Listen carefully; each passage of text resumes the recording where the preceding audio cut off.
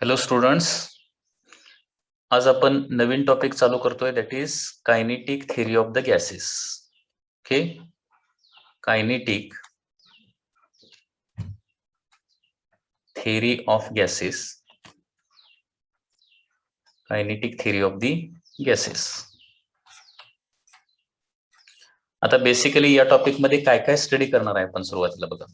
Kinetic theory of gases, तर जसं या टायटल मध्ये दिलेलं आहे, याच्यामध्ये आपल्याला पर्टिक्युलरली गॅसचा स्टडी करायचा आहे. Okay, gas related different properties, त्याचे कॅरेक्टरिस्टिक, त्याचं बिहेवियर, याचा आपल्याला स्टडी करायचा आहे. आणि त्याच्यामधलं पण कुठला गॅस रिलेटेड, तर त्याचा कायनेटिक पार्ट आपल्याला बेसिकली स्टडी करायचा आहे. ओके, कायनेटिक पार्ट म्हणजे गॅसची पर्टिक्युलरली कायनेटिक एनर्जी आणि मॉलिक्युलर मोशन. ओके, गॅसची कायनेटिक एनर्जी, त्याचे मॉलिक्युलर मोशन आणि त्याच्यामुळे क्रिएट होणारे डिफरंट फिजिकल क्वांटिटीज, याचा पर्टिक्युलरली आपल्याला स्टडी करायचा आहे. तर याच्यामध्ये काय काय, या टॉपिकमध्ये पुन्हा एकदा बघा आपण काय काय स्टडी करणार आहे. तर पहिली गोष्ट म्हणजे आयडियल गॅस म्हणजे काय आपल्याला स्टडी करायचं आहे. ओके, आयडियल गॅस आणि रिअल गॅसमध्ये डिफरन्स काय असतो, म्हणजे रिअल गॅसेस आयडियल गॅस प्रमाणे बिहेव करतात की नाही करतात, हा आपल्याला पार्ट स्टडी करायचा आहे. त्याच्यानंतर सगळ्यात महत्वाची गोष्ट म्हणजे आयडियल गॅस इक्वेशन जे आहे, आयडियल गॅस इक्वेशन. ओके, याचा पार्ट आपल्याला स्टडी करायचा आहे, ideal gas equation. Ideal gas equation बरोबरच आणखी एक महत्वाचा पॉईंट म्हणजे प्रेशर एक्झर्टेड बाय गॅस.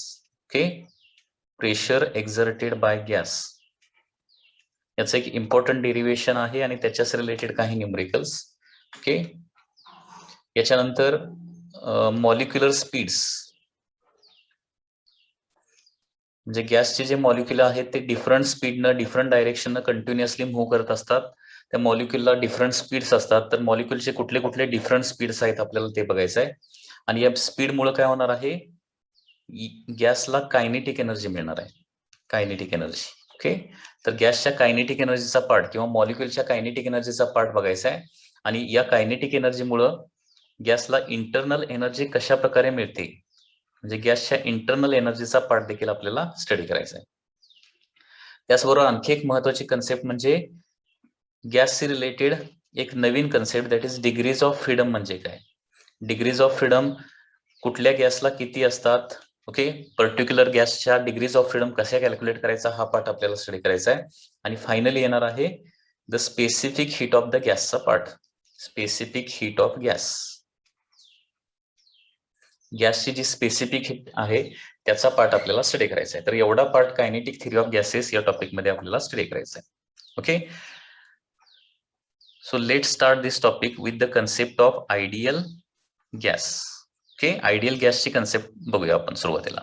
तर आयडियल गॅस म्हणजे काय, the gas which obey ideal gas equation at all conditions of temperature and pressure is called as ideal gas. Okay, definition बघा, the gas which ओबे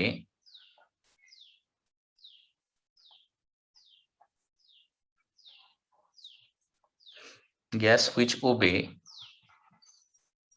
ideal gas equation, the gas which obey ideal gas equation at all conditions, at all conditions of temperature and pressure, at all conditions of temperature and pressure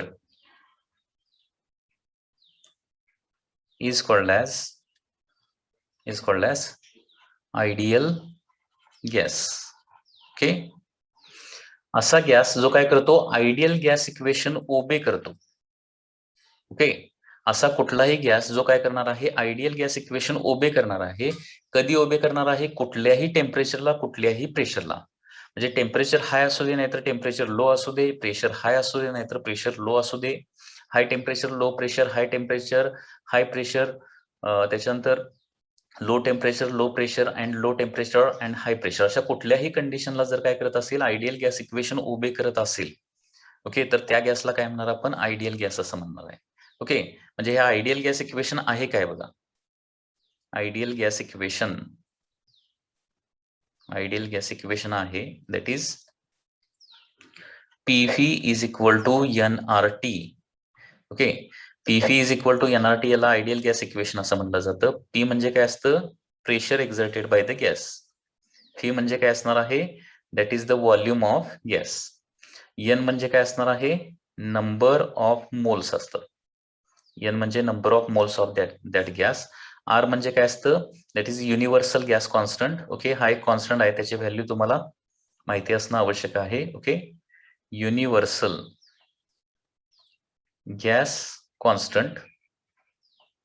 आणि हे T म्हणजे काय असणार आहे, absolute temperature. Absolute temperature म्हणजे काय, kelvin मध्ये असणारं टेम्परेचर. ऍब्सोल्यूट म्हणजे झिरो टेम्परेचर नव्हे, ऍब्सोल्यूट टेम्परेचर म्हणजे केल्विन मध्ये असणारं टेम्परेचर. याला आयडियल गॅस इक्वेशन असं म्हणायचं. आता हे आयडियल गॅस इक्वेशन ओबे करायचं म्हणजे काय करायचं हे देखील कळलं पाहिजे. आयडियल गॅस इक्वेशन ओबे करायचं म्हणजे काय, तर फॉर एक्झाम्पल प्रेशर आणि व्हॉल्यूमच्या व्हॅल्यू जर दिल्या तर आपल्याला एक टेम्परेचरची सर्टन व्हॅल्यू येणार आहे, किंवा प्रेशर आणि टेम्परेचरची व्हॅल्यू दिली तर सर्टन व्हॉल्यूम येणार आहे, किंवा व्हॉल्यूम आणि टेम्परेचरची व्हॅल्यू दिली तर या इक्वेशन नुसार काय येणार आहे, काहीतरी प्रेशरची व्हॅल्यू येणार आहे. तर सेम व्हॅल्यू जर एका पर्टिक्युलर गॅसला असतील, म्हणजे for example ideal gas, suppose एका गॅसचं प्रेशर आणि व्हॉल्यूम आपल्याला माहिती आहे. सपोज एका गॅसचं प्रेशर आणि व्हॉल्यूम आपल्याला माहिती आहे. ओके, आणि ते प्रेशर आणि व्हॉल्यूम या आयडियल गॅस इक्वेशन मध्ये टाकल्यानंतर काहीतरी टेम्परेचर येणार आहे. या इक्वेशन नुसार पीव्हीची व्हॅल्यू टाकल्यावर टीची काहीतरी व्हॅल्यू येईल ना. तीच टेम्परेचरची व्हॅल्यू त्या गॅसला, म्हणजे त्या प्रेशर आणि त्या व्हॉल्यूमला तीच टेम्परेचरची व्हॅल्यू आयडियल गॅस इक्वेशन प्रमाणे आलेली व्हॅल्यू जी आहे तीच व्हॅल्यू जर त्या गॅसला असेल त्यावेळी, तर आपण काय म्हणणार, it obeys ideal gas equation. आणि आयडियल गॅस इक्वेशन ओबे करत नाही असं आपण कधी म्हणणार आहे, जर प्रेशर आणि व्हॉल्यूमच्या या व्हॅल्यूज आपण तिथे टाकल्या आणि टेम्परेचरची ती व्हॅल्यू ऍक्च्युअली गॅसला जर नसेल, थोडीशी डिफरंट व्हॅल्यू असेल, तर त्याला काय म्हणणार आपण, आयडियल गॅस ओबे करत नाही. ओके, लक्षात येत आहे. तर द गॅस, पहिली डेफिनेशन काय आहे आयडियल गॅसची, the gas which obeys ideal gas equation at all conditions of temperature and pressure is called as ideal gas. Okay, याची दुसरी डेफिनेशन अशी आहे आयडियल गॅसची. सेकंड डेफिनेशन इज दॅट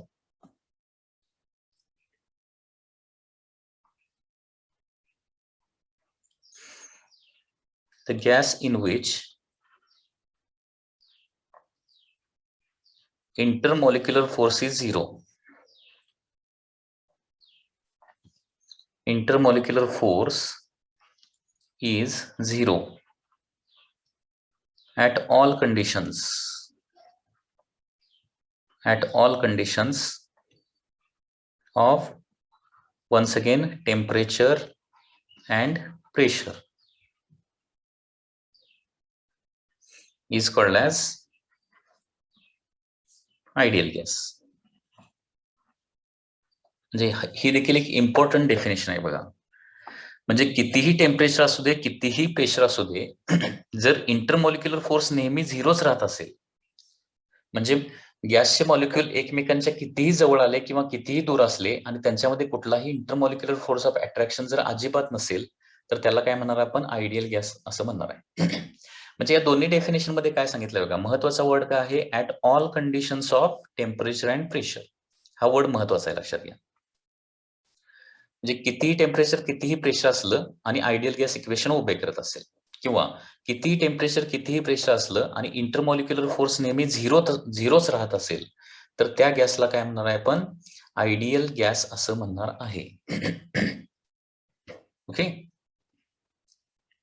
आता आयडियल गॅस एक्झिस्ट करतो का, आयडियल गॅस एक्झिस्ट करतो का, तर आयडियल गॅस डझंट एक्झिस्ट. लक्षात घ्या, आयडियल गॅस डझंट एक्झिस्ट.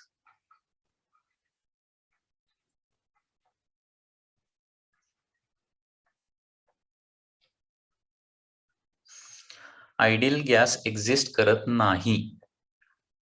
आपल्या अवतीभोवती जे गॅसेस आहेत त्यांना, त्या गॅसेसला काय म्हणतो आपण, आयडियल गॅस म्हणत नाही, त्यांना काय म्हणतो आपण, रिअल गॅस असं म्हणतो. मग आयडियल गॅस एक्झिस्ट करत नाही, तर मग रिअल गॅसचं बिहेवियर आयडियल गॅस प्रमाणे असतं का, तर रिअल गॅसेसचं बिहेवियर आयडियल गॅस प्रमाणे असतं, परंतु कधी एका पर्टिक्युलर टेम्परेचर आणि प्रेशरच्या कंडिशनलाच होतं. ओके, सो लक्षात घ्या, ideal gas doesn't exist, but real gases म्हणजे काय, आपल्या अवतीभोवती असणारे गॅसेस म्हणजे oxygen, nitrogen, carbon dioxide, carbon monoxide हे जे गॅसेस आहेत, ओके, त्यांना आपण रिअल गॅसेस असं म्हणणार. Okay, but real gases can behave as ideal gas at high temperature and low pressure. Okay, म्हणजे रिअल गॅसेस आयडियल गॅस प्रमाणात कधी बिहेव करतात? फक्त हाय टेम्परेचर आणि लो प्रेशर कंडिशनलाच. म्हणजे याचा दुसरा मिनिंग काय होतो? रिअल गॅसेसमध्ये इंटरमॉलिक्युलर फोर्स नसतो. कधी नसतो? तर त्या गॅसचं टेम्परेचर हाय असेल किंवा प्रेशर लो असेल तर. लक्षात येत आहे? टेम्परेचर हाय किंवा प्रेशर लो असेल तर. म्हणजे याचा दुसरा मिनिंग काय होतो? दुसरं सेंटेन्स काय होऊ शकतं याच्या opposite? Real gases ideal gas प्रमाणात बिहेव करत नाहीत. कधी बिहेव करत नाहीत? तर लो टेम्परेचर आणि हाय प्रेशरला. लक्षात घ्या. ओके, रिअल गॅसेस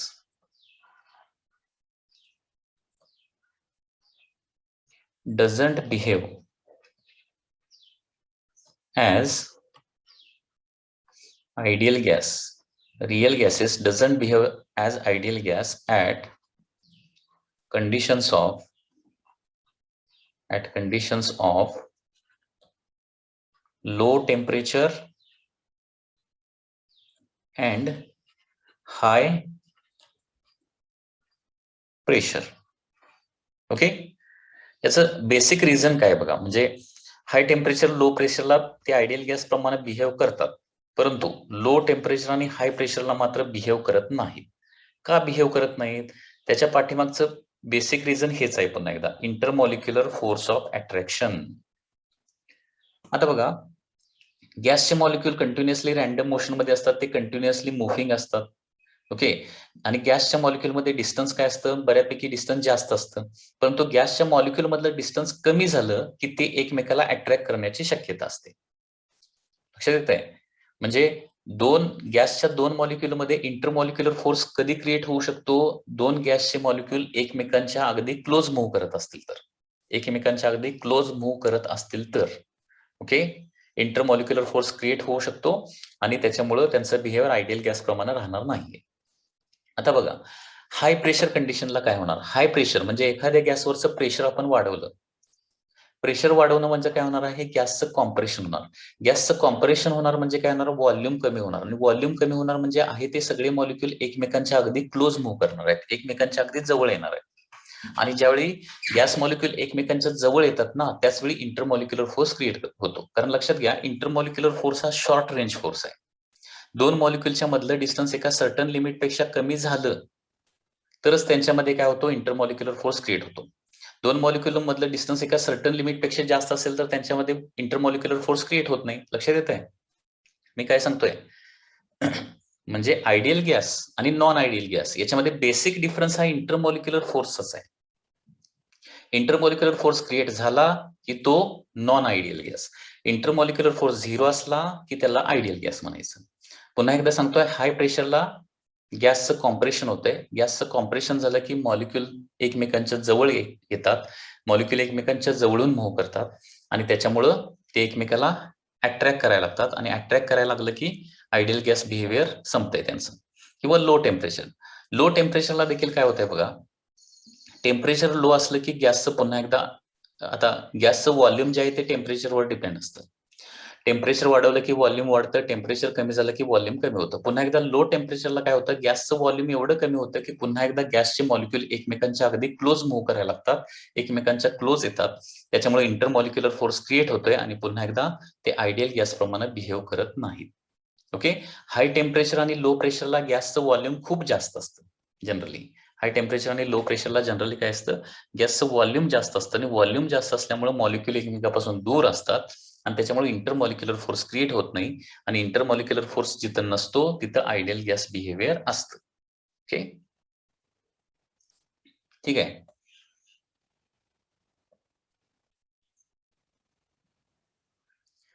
आयडियल गॅसचे रिलेटेड आणखी एक महत्वाची कन्सेप्ट म्हणजे आयडियल गॅसमध्ये कुठल्याही प्रकारची पोटेन्शियल एनर्जी नसते, त्याच्यामध्ये फक्त कायनेटिक एनर्जी असते. आणखी एक महत्वाची गोष्ट काय आहे, ideal gas possess only kinetic energy.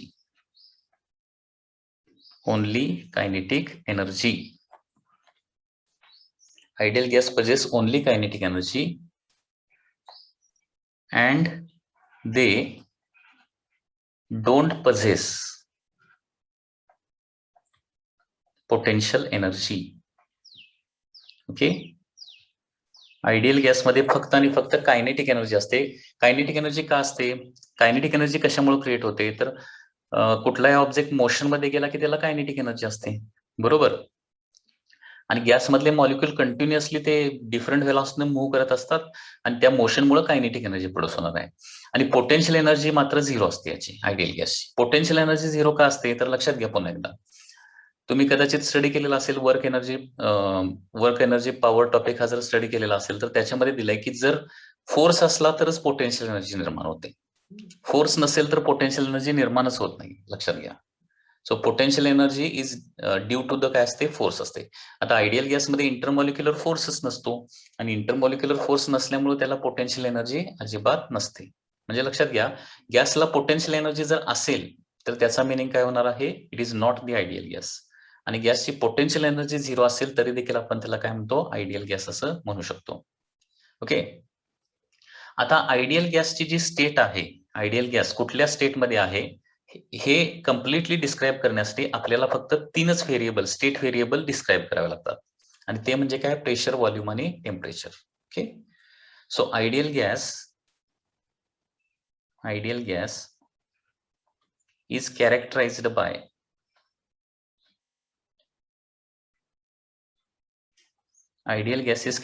Bye only three state variables.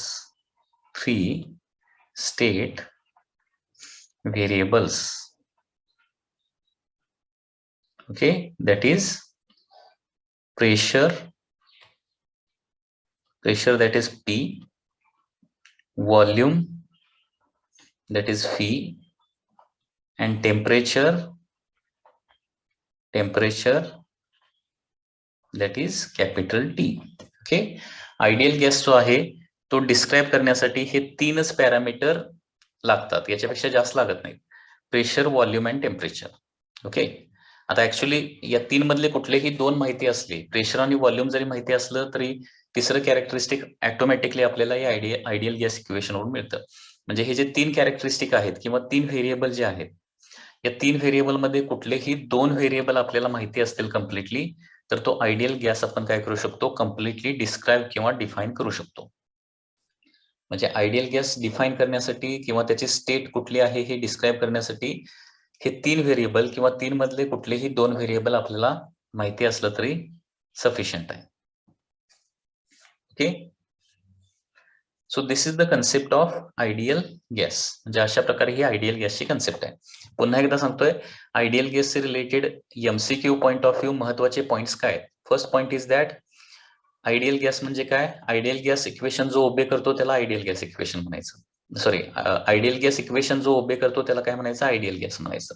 Second thing is that ज्याच्यामध्ये इंटरमॉलिक्युलर फोर्स अजिबात नसतो त्याला आयडियल गॅस असं म्हणायचं. ओके, त्याच्यानंतर आयडियल गॅसमध्ये एनर्जी कुठली असते, फक्त कायनेटिक एनर्जी असते, पोटेन्शियल एनर्जी अजिबात नसते आयडियल गॅसमध्ये.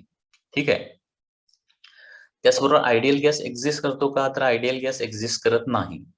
मग रिअल गॅसेसचं बिहेवियर आयडियल गॅस प्रमाणे कधी असतं हे तुम्हाला माहिती पाहिजे. ओके, रिअल गॅसेसचं बिहेवियर आयडियल गॅस प्रमाणे असतं कधी, at the conditions of high temperature and the low pressure only.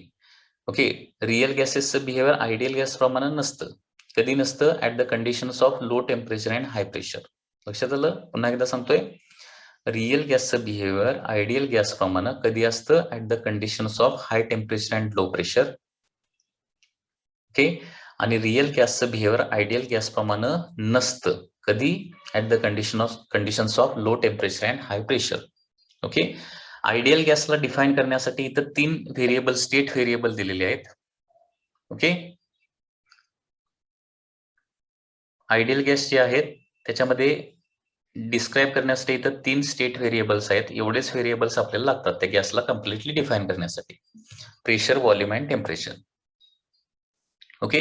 आणि गॅसमध्ये इंटरमॉलिक्युलर फोर्स नसतो आणि त्याच्यामुळे ते गॅस एकमेकापासून कंटिन्युअसली दूर जाऊ शकतात. आणि म्हणूनच लक्षात घ्या, गॅस एखाद्या एम्प्टी वेसेलमध्ये सोडला तर तो काय होतो, संपूर्ण त्या काय करतो, वेसेलला ऑक्युपाय करतो. इंटरमॉलिक्युलर फोर्स नसतो म्हणूनच ते एकमेकापासून दूर जातात ना. आणि ज्या स्पेसमध्ये ठेवलाय त्या स्पेसला कम्प्लिटली ऑक्युपाय करतात. जर इंटरमॉलिक्युलर फोर्स असता तर ते एखाद्या स्पेसमध्ये सोडल्यानंतर त्या स्पेसला ते ऑक्युपाय करू शकले नसते. लक्षात घ्या. आता गॅसचं व्हॉल्यूम म्हणजे काय असतं? गॅसचं व्हॉल्यूम म्हणजे ज्या कंटेनरमध्ये ठेवलाय त्या कंटेनरचं व्हॉल्यूम. लक्षात येते ना? गॅसचं व्हॉल्यूम म्हणजे कुठलं व्हॉल्यूम? तो गॅस ज्या कंटेनरमध्ये ठेवलाय त्या कंटेनरचं व्हॉल्यूम. आणि हे कशामुळे होतं? इंटरमॉलिक्युलर फोर्स नसल्यामुळं.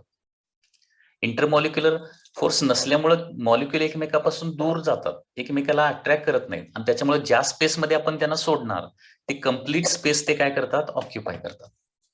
लक्षात येतंय? आणि त्याच्यामुळे गॅसला डेफिनेट शेप आणि साईज नसतं. सॉलिडला डेफिनेट शेप आणि साईज असतं. लिक्विडला डेफिनेट शेप नसतो, परंतु डेफिनेट साईज मात्र असते. परंतु गॅसला डेफिनेट साईज नसते. ज्या स्पेसमध्ये आपण सोडणार त्या सगळ्या स्पेसला ते ऑक्युपाय करतं. आणि गॅसचं व्हॉल्यूम म्हणजे पुन्हा एकदा सांगतोय, ज्या कंटेनरमध्ये आपण त्या गॅसला ठेवणार त्या कंटेनरचं व्हॉल्यूम म्हणजेच काय येणार आहे, त्या गॅसचं व्हॉल्यूम असणार आहे. ओके. आयडियल गॅसच्या कन्सेप्ट नंतर आता आहे assumptions in kinetic theory of gases. Assumptions in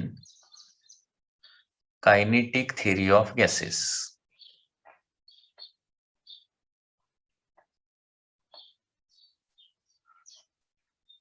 okay. या ॲझम्पशनवर काही वेळेला एमसीक्यू विचारले जाऊ शकतात किंवा एमसीक्यू याच्यावर आलेले आहेत. लक्षात घ्या. Related to assumptions in the kinetic theory of gases.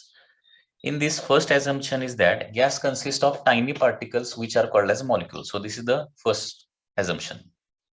Okay, gas consists of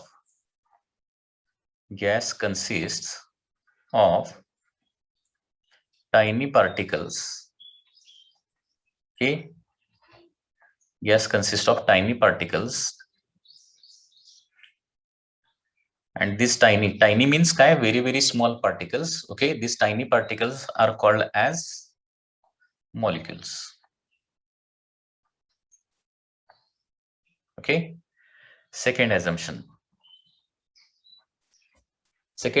is that these molecules are, आता हे टायनी पार्टिकल्स जे आहेत ते कसे आहेत किंवा हे मॉलिक्यूल कसे आहेत. Okay, molecules are perfectly rigid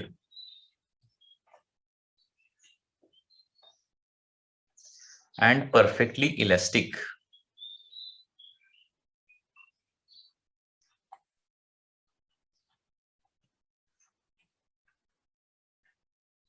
okay, हे जे मॉलिक्युल्स आहेत ते परफेक्टली रिजिड देखील आहेत आणि परफेक्टली इलॅस्टिक देखील आहेत. ओके, रिजिड म्हणजे काय की त्याच्यावर किती फोर्स अप्लाय केला तरी त्याचा शेप चेंज होत नाही, म्हणजे एक्झॅक्टली स्पेरिकल ते स्पेरिकल्स राहणार आहेत. आणि परफेक्टली इलॅस्टिक म्हणजे काय, तर कोलिजनच्या मध्ये कुठलाही कायनेटिक एनर्जीचा लॉस होत नाही. ओके, कारण हे मॉलिक्यूल कंटिन्युअसली एकमेकाबरोबर आणि with the wall of the container collide होत असतात. ओके, आणि या कोलिजन मध्ये कुठलाही एनर्जी लॉस होत नाही, याला काय म्हणायचं, परफेक्टली इलॅस्टिक म्हणायचं. Okay,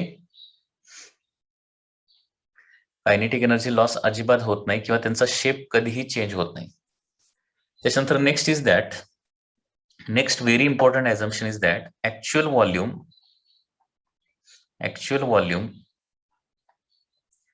occupied by gas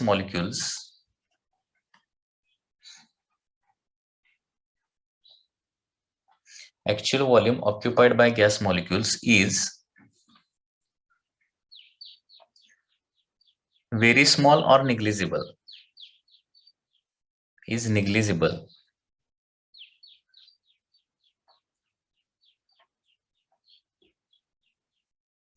as compared to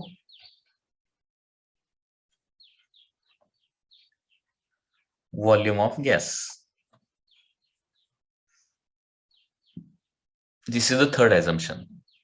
okay, आता इथं दोन टर्म आहेत. कुठल्या? Volume of gas molecules and volume of the gas, या दोन डिफरंट टर्म आहेत. आता व्हॉल्यूम ऑफ गॅस म्हणजे काय? तर ज्या कंटेनरमध्ये आपण तो गॅस भरलेला असणार आहे त्या कंटेनरचं व्हॉल्यूम. म्हणजे कंटेनरची लेंथ, ब्रेड, हाईट आपल्याला माहिती आहे. Suppose this is length, this is bread and this is the height. तर या कंटेनरचं व्हॉल्यूम किती येणार आहे? L into B into H एवढं कंटेनरचं व्हॉल्यूम येणार आहे. आणि त्याच्यामध्ये गॅस असेल तर त्या गॅसचं व्हॉल्यूम देखील L into B into H येणार आहे. So this is the volume of gas. Okay, so once again बघा, व्हॉल्यूम ऑफ गॅस म्हणजे व्हॉल्यूम ऑफ कंटेनर असणार आहे. तसं व्हॉल्यूम ऑफ मॉलिक्यूल म्हणजे काय असणार आहे? तर एका मॉलिक्यूलची रेडियस समजा आर असेल तर एका मॉलिक्यूलचं व्हॉल्यूम असणार आहे 4/3 पाय आर क्यूब. कारण मॉलिक्यूल काय असतात? स्फेरिकल शेपचे असतात. ओके, स्पियरच्या व्हॉल्यूमचा फॉर्म्युला आहे 4/3 पाय आर क्यूब. म्हणजे एका स्पियरचा, एका मॉलिक्यूलचं volume 4/3 pi r cube into त्याच्यामध्ये एन मॉलिक्यूल असले तर 4/3 pi r cube into N. Okay okay, हे काय असणार आहे? व्हॉल्यूम ऑफ गॅस मॉलिक्युल्स असणार आहे. आता रेडियस निग्लिजिबल आहे, मॉलिक्युलची रेडियस खूप स्मॉल आहे आणि मॉलिक्युलमध्ये डिस्टन्स, दोन मॉलिक्युलच्या मध्ये डिस्टन्स खूप लार्ज असतं आणि त्याच्यामुळे काय होतं? Actual volume occupied by gas molecule is negligible as compare to volume of gas. Okay, म्हणजे ही कंडिशन जनरली कधी सॅटिस्फाय होते माहितीये का? गॅस जर एक्सपांडेड कंडिशनला असेल तर, म्हणजे लो प्रेशरला असेल तर, म्हणजे गॅस मॉलिक्युल मधलं डिस्टन्स लार्ज असेल तर ही कंडिशन सॅटिस्फाय होतो. जर गॅस आपण खूप लार्ज अमाऊंट मध्ये कॉम्प्रेस केला तर मात्र ही कंडिशन व्हॅलिड होईल असं नाहीये, लक्षात घ्या. ओके, परंतु हे आपण असं ऍझ्युम करून चालतोय की कुठल्याही कंडिशनला, कंडिशन ऑफ टेम्परेचर अँड प्रेशरला गॅस मॉलिक्युलचं जे व्हॉल्यूम आहे ते निग्लिजिबल आहे. ओके, व्हेरी स्मॉल आहे. नेक्स्ट, फोर्थ म्हणजे जे आपण आयडियल गॅसची डेफिनेशन बघितलेली आहे ते ॲझम्पशन आहे. That is intermolecular force is always zero. Intermolecular force is always zero. Intermolecular force नेहमी झिरो असणार आहे. नेहमी म्हणजे काय? At all conditions of temperature and pressure. म्हणजे कोलिजन ज्यावेळी त्यांचं होते त्यावेळी देखील त्यांच्यामध्ये कुठलाही फोर्स नसणार आहे. त्याच्यानंतर related to motion, no, all molecules move in all possible direction with different velocities. आता हे मॉलिक्युल जे आहे ते रेस्टमध्ये नसतात, तर ते गॅसचे जे मॉलिक्युल आहेत ते कंटिन्युअसली मोशनमध्ये असतात आणि ते जेवढ्या पॉसिबल डायरेक्शन आहेत तेवढ्या डिफरंट पॉसिबल डायरेक्शन ते मूव्ह करत असतात आणि प्रत्येकाची व्हेलॉसिटी देखील काय असते? डिफरंट असते. Okay, so all molecules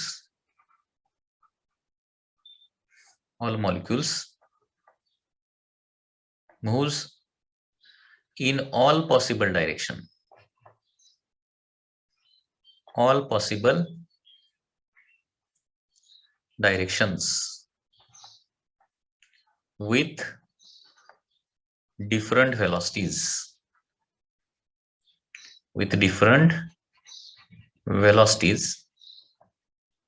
all molecule moves in all possible direction with different velocities. Okay, आणि ही जी मोशन आहे या मोशनला स्पेसिफिक नाव आहे, लक्षात घ्या.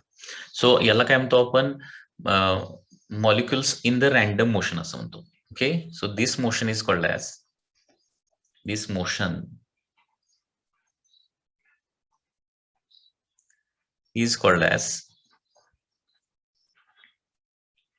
Random motion. ओके, या मोशनलाच काय म्हणतो आपण? रँडम मोशन असं म्हणतो. किंवा या मोशनला एका सायंटिस्टचं नाव देखील देण्यात आलेलं आहे. त्या सायंटिस्टचं नाव काय आहे? It is also called as Brownian motion. Okay, तर याच्यावर हा एमसीक्यू विचारला जाऊ शकतो की मॉलिक्युलची जी मोशन आहे त्याला काय नाव आहे? तर त्याचं नाव आहे एकतर रँडम मोशन किंवा ब्राउनियन मोशन असं म्हटलं जातं. किंवा यालाच आणखी एक स्पेसिफिक वर्ड आहे, आणखी वेगळा वर्ड काय आहे? तर तो आहे दॅट इज, यालाच मॉलिक्युलर केऑस असं म्हटलं जातं.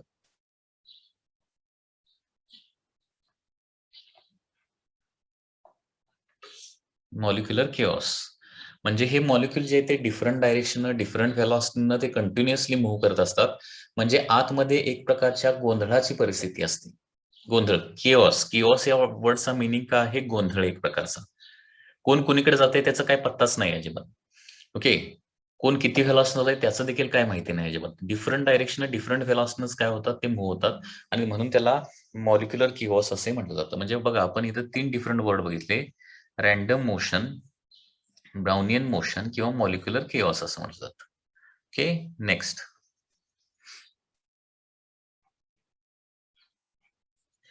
नेक्स्ट कॅरेक्टरिस्टिक इज दॅट आता मॉलिक्युल एक हे जे मॉलिक्युल जे मोशन मध्ये आहेत ते मोशन मध्ये असताना फक्त मोशन मध्ये असतात असं नाहीये, ते continuously with each other and with the wall of the container ते कोलाइड होत असतात. बरोबर आहे, कारण गॅसमध्ये कंटेनरमध्ये large number of gas molecule असणार, ते रॅन्डम मोशन मध्ये असणार आहेत, तिथं मॉलिक्युलर किओस असणार आहे, ते कंटिन्युअसली एकमेकाबरोबर आदळत असतात. कोण कुणाबरोबर आदळत काय त्याची काहीच गॅरंटी नाही अजिबात. आणि त्याचबरोबर एकमेकाबरोबर कोलाइड होतात आणि त्याचबरोबर वॉल बरोबर देखील कोलाइड होतात. ठीक आहे, परंतु या कोलिजन मध्ये सगळ्यात महत्वाची गोष्ट काय आहे, हे सगळे कोलिजन परफेक्टली इलॅस्टिक असतात. परफेक्टली इलॅस्टिक कोलिजन म्हणजे काय, ज्या कोलिजन्स मध्ये एनर्जी कन्झर्व होते आणि मोमेंटम देखील कन्झर्व होतं. ओके, तर हे एक इम्पॉर्टंट ॲझम्पशन आहे. During motion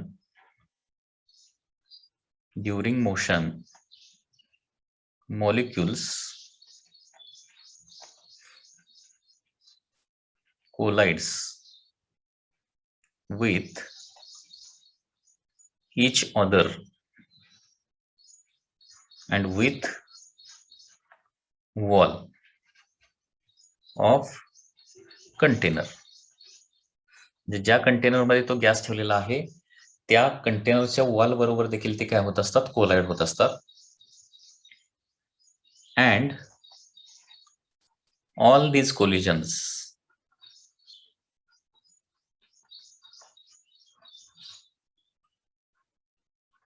are perfectly elastic. All these collisions are perfectly elastic. Perfectly elastic collision म्हणजे काय, ज्याच्यामध्ये एनर्जी अजिबात लॉस्ट होत नाही किंवा मोमेंटम देखील अजिबात काय होणार नाही. Momentum before collision is equal to momentum after collision असणार आहे. Okay, so no energy is lost. आता इथं आणखी एक महत्वाची गोष्ट आहे. आता आपल्याला माहित आहे की गॅस एखाद्या कंटेनरमध्ये भरला, बरोबर, गॅस एखाद्या कंटेनरमध्ये भरला तर तो काय करतो, गॅस त्या कंटेनरच्या वॉलवर प्रेशर एक्झर्ट करतो. गॅस काय करतो, प्रेशर एक्झर्ट करतो आपल्याला माहित आहे. तर हे प्रेशर कशामुळे क्रिएट होतं, तर pressure is created due to the collisions of molecule with the wall of container. MCQ point of view लक्षात ठेवा. गॅसचं प्रेशर जे आहे, प्रेशर ऑफ द गॅस कशामुळे क्रिएट होतं, तर pressure of gas is created due to the collision of the molecules with the wall of the container. हे लक्षात घ्या, हा एक इम्पॉर्टंट स्टेटमेंट आहे. gas pressure is produced due to collisions of molecule with the collisions of molecule with wall of container. Okay,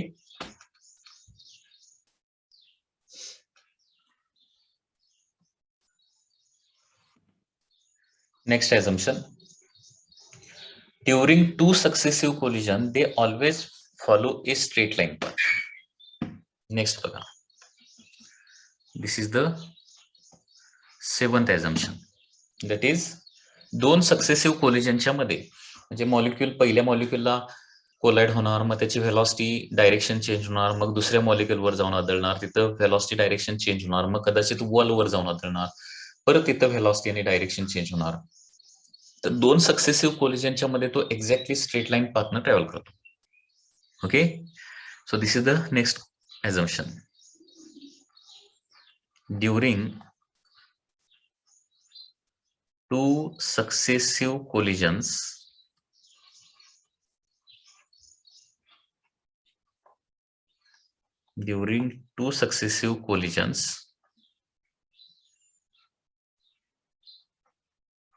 particle follow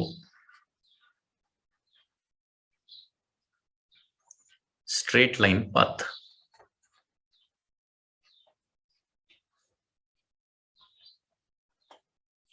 particle follow straight line path. याचंच meaning काय होतं, there is no intermolecular force of attraction.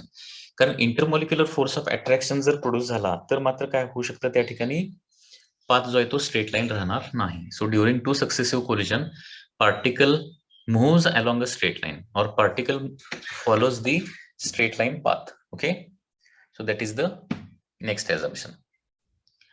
And here last assumption is that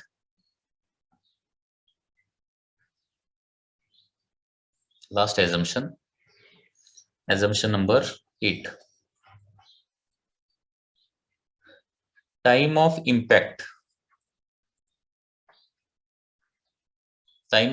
किंवा time of collision is negligible. So this is the next, that is assumption. म्हणजे आता collision होतंय, आता collision होत असताना कोलिजनचा देखील काहीतरी टाइम असणार आहे. तर तो जो टाइम आहे ना, तो काय असणार आहे, negligible. Negligible with respect to what, तर with respect to time between two successive collision. आता दोन सक्सेसिव्ह कोलिजनच्या मध्ये एका मॉलिक्युल पासून एका मॉलिक्युलवर कोलिजन झाला, आता दुसऱ्या मॉलिक्युलवर जाऊन कोलिजन होणार आहे. तर ह्या दोन सक्सेसिव्ह कोलिजनच्या मधला जो टाइम इंटरवल आहे, त्या टाइम इंटरवलच्या तुलनेत टाइम ऑफ इम्पॅक्ट जो आहे तो निग्लिजिबल आहे. ओके, म्हणजे दोन मॉलिक्युल कॉन्टॅक्ट मध्ये थोडक्यात निग्लिजिबल किंवा झिरो टाइम काय असतात, कॉन्टॅक्ट मध्ये असतात असं आपण म्हणू शकतो. Okay, so these are the assumptions in kinetic theory of gases. म्हणजे आता ही मोशन जर कन्सिडर करायची झाली तर फॉर एक्झाम्पल सपोज हा एक कंटेनर आहे, ठीक आहे, आणि एक मॉलिक्युल, सपोज एकाच मॉलिक्युलचे मोशन कन्सिडर करूया, कारण सगळ्या मॉलिक्युलचे मोशन एकाच वेळी आपण इथं दाखवू शकत नाही. तर मॉलिक्युल सुरुवातीला काय होणार आहे, असं ट्रॅव्हल करणार. मग आता त्याच्या पाथमध्ये वॉल येणार, वॉलवर कोलाइड होणार, वॉलवर कोलाइड झालं की त्याची काय होणार आहे, डायरेक्शन आणि व्हेलॉसिटी दोन्ही चेंज होणार. परत त्याच्या पाथमध्ये इथं दुसरा एखादा मॉलिक्युल आला तर त्याच्यावर आदळणार आणि परत काय होणार आहे, इकडे कुठेतरी जाणार. ओके, परत इथंच पाथमध्ये आणखी एखादा मॉलिक्युल आला तर त्याच्यावर कोलाइड होणार, परत काय होणार आहे, डायरेक्शन पण चेंज होणार आणि स्पीड पण चेंज होऊ शकतं. परत पुढे जाणार आहे, आणखी मध्ये पाथमध्ये कुठला तरी मॉलिक्युल आला तर त्याच्यावर जाऊन आदळणार. ओके, आणि कोलिजन झालं की परत काय होणार आहे, व्हेलॉसिटी आणि डायरेक्शन चेंज होणार आहे. परत कदाचित वॉलवर जाऊन आदळणार, वॉलवर आदळल्यानंतर परत काय होणार आहे, त्याची डायरेक्शन आणि व्हेलॉसिटी चेंज होणार आहे, डायरेक्शन आणि स्पीड चेंज होणार. परत त्याच्या पाथमध्ये असणाऱ्या आणखी एखाद्या मॉलिक्युलवर आदळणार. परत कोलिजन झालं की परत काय होणार आहे, डायरेक्शन अँड व्हेलॉसिटी काय होणार आहे, चेंज होणार आहे. तर या पद्धतीने हे कंटिन्युअसली मोशन चालू असते. आणि मोशन चालू असताना आता बघा, इथं कोलिजन झालंय आणि त्याच्यानंतर इथं कोलिजन झालं. ड्युरिंग टू सक्सेसिव्ह कोलिजन तो एक्झॅक्टली स्ट्रेट लाईन पाथनच जातो. म्हणजे असा इथून कर्वड वगैरे असं जाणार नाहीये, लक्षात घ्या. It does not follow any curvature. Okay, आणि याचाच दुसरा मिनिंग, हे असं का होतंय, स्ट्रेट लाईन पाथनच का ट्रॅव्हल करतो, because there is no intermolecular force of attraction. म्हणजे फॉर एक्झाम्पल सपोज आता इथून इथं जात असताना, ओके बघा, पार्टिकल सपोज इथं आहे, आता पोझिशन नंबर 1 ला आणि पोझिशन नंबर 2 ला जाणार आहे, आणि याच्यामध्ये एखादा दुसरा मॉलिक्युल असेल साईडला आणि intermolecular force of attraction create झालं, तर स्ट्रेट लाईन पाथनं जाण्याऐवजी तो असा या मॉलिक्युलकडे अट्रॅक्ट होणार आणि मग पुढे जाणार, असं होईल जर इंटरमॉलिक्युलर फोर्स क्रिएट झाला तर. परंतु इंटरमॉलिक्युलर फोर्स अजिबात क्रिएट होत नाही, दोन मॉलिक्युलच्या मध्ये फोर्स अजिबात क्रिएट होत नाही, आणि त्याच्यामुळे काय होतात, तो स्ट्रेट लाईनच ट्रॅव्हल करतो. ओके, दोन मॉलिक्युलच्या मध्ये फोर्स ऑफ अट्रॅक्शन क्रिएट व्हायला दोन मॉलिक्युल किती डिस्टन्सच्या आत यावे लागतात, दॅट इज 10⁻⁹ मीटरच्या आत. म्हणजे दोन मॉलिक्युलच्या मध्ये इंटरमॉलिक्युलर फोर्स कधी क्रिएट होतो, दोन मॉलिक्युल मधलं डिस्टन्स 10⁻⁹ मीटर किंवा त्याच्यापेक्षा कमी झालं तर. याच्यापेक्षा जास्त डिस्टन्स असेल तर इंटरमॉलिक्युलर फोर्स क्रिएट होत नाही. Okay, so these are the assumptions in kinetic theory of gases. Okay,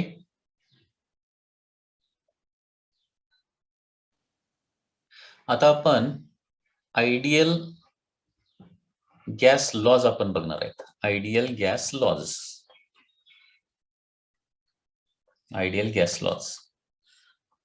जे काही सायंटिस्टनी डिस्कवर केलेले आहेत. ओके, तर आयडियल गॅस लॉज मध्ये फर्स्ट आहे दॅट इज बॉइल्स लॉ.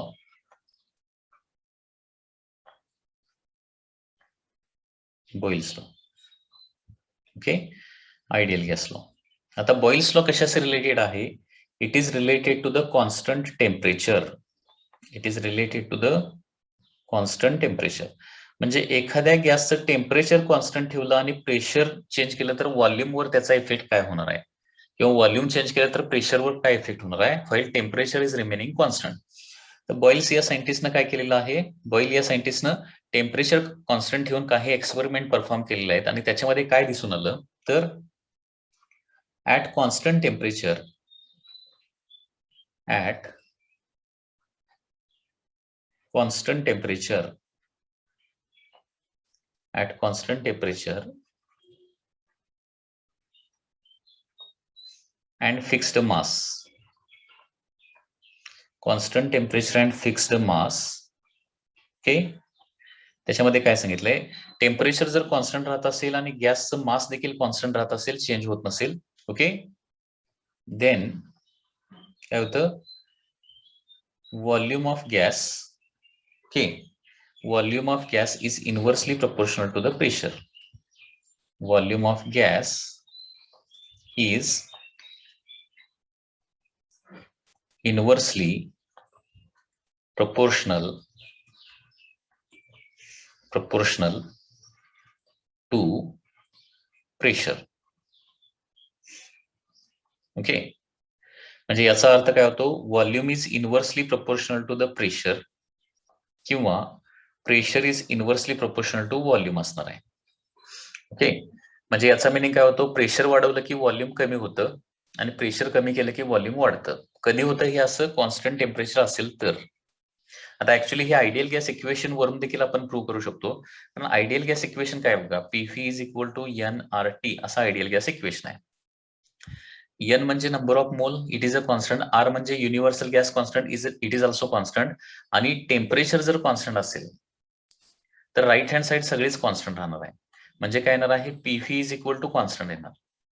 आणि पीफी इज कॉन्स्टंट म्हणजे काय असणार आहे, P is inversely proportional to V येणार आहे, किंवा V is inversely proportional to P येणार आहे. So according to Boyle's law काय येतं, volume is inversely proportional to pressure, किंवा असं म्हणू शकतो pressure is inversely proportional to volume. म्हणजे हे रेशो मध्ये लिहायचं झालं तर काय होणार बघा, therefore P1 by P2 is equal to येणार आहे V2 बाय V1, और P2 by P1 is equal to V1 by V2. और याला आपण असं पण म्हणू शकतो, हे फी जर LHS ला आणलं तर P into V is always a constant असणार आहे. P V is equal to constant, किंवा असं पण म्हणू शकतो की P1 V1 is equal to काय असणार आहे, P2 V2 असणार आहे. Okay, so this happens according to the Boyle's law. P1 by P2 is equal to V2 by V1 असतं, किंवा P1 V1 is equal to P2 V2. हे दोन फॉर्म्युले न्यूमरिकल सॉल्व्ह करायला इम्पॉर्टंट आहे. म्हणजे टेम्परेचर कॉन्स्टंट असेल तरच काय होतं, P1 by P2 is equal to V2 by V1, किंवा P1 V1 is equal to काय येतं, P2 V2 येतं. ह्याला म्हणायचं बॉइल्स लॉ. Very simple. तर बॉइल्स लॉ काय आहे, at constant temperature and fixed mass of the gas. Okay, temperature constant राहत असेल, मास फिक्स राहत असेल, ते काय कमी जास्त होत नसेल तर volume is inversely proportional to the applied pressure. Okay, गॅसवरचं प्रेशर वाढवलं तर गॅस ऑटोमॅटिकली कॉम्प्रेस होणार ना, आणि कॉम्प्रेस होणार म्हणजे व्हॉल्यूम कमी होणार. ओके, म्हणजे याचा मिनिंग काय होतं, इथं प्रेशर डबल केलं की व्हॉल्यूम हाफ होतंय, प्रेशर ट्रिपल केलं की व्हॉल्यूम 1/3 होतंय. व्हेरी सिम्पल लॉजिक आहे बॉइल्स लॉचं, हे लक्षात घ्या. हे बघा, सपोज अशा प्रकारे एक सिलेंडर आहे आणि इथे एक पिस्टन आहे. दिस इज द पिस्टन. पिस्टन म्हणजे माहिती आहे ना, इंजेक्शन माहिती आहे ना तुम्हाला, इंजेक्शन बघितलेलं असेल डॉक्टरांच्याकडे जे असतं ते इंजेक्शन.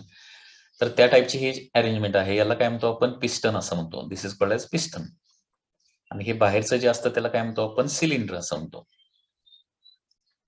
आणि आतमध्ये काय आहे, गॅस आहे.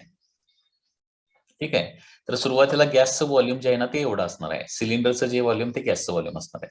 आता पिस्टन आत ढकलला की काय होणार आहे, आतलं प्रेशर इन्क्रीज होणार. परंतु प्रेशर ज्यावेळी इन्क्रीज होतं ना त्यावेळी याचं व्हॉल्यूम, पिस्टन सपोज इथपर्यंत आला, या पोझिशन पर्यंत. ओके, तर ऑटोमॅटिकली काय झालेलं असणार आहे, प्रेशर गॅसचं वाढणार, परंतु त्याच वेळी काय झालेलं असणार आहे, व्हॉल्यूम कमी झालेलं असणार आहे. म्हणजे प्रेशर आणि व्हॉल्यूम हे काय असतात, inversely proportional to each other असतात. परंतु या प्रोसेसमध्ये टेम्परेचर काय राहावं लागतं, कॉन्स्टंट. म्हणजे टेम्परेचर जर कॉन्स्टंट राहिलं तर काय होतं, P1 is equal to P2 V2 किंवा P1/P2 is equal to P1/P2 is equal to V2/V1 येणार आहे.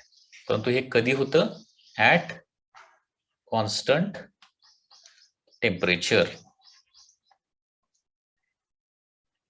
कॉन्स्टंट टेम्परेचर क्वेश्चन मध्ये दिलेला असेल तरच हा फॉर्म्युला यूज करायचा आहे. ओके, याचं एक आपण एक्झाम्पल बघूया, बॉयल्स लॉचं एक्झाम्पल.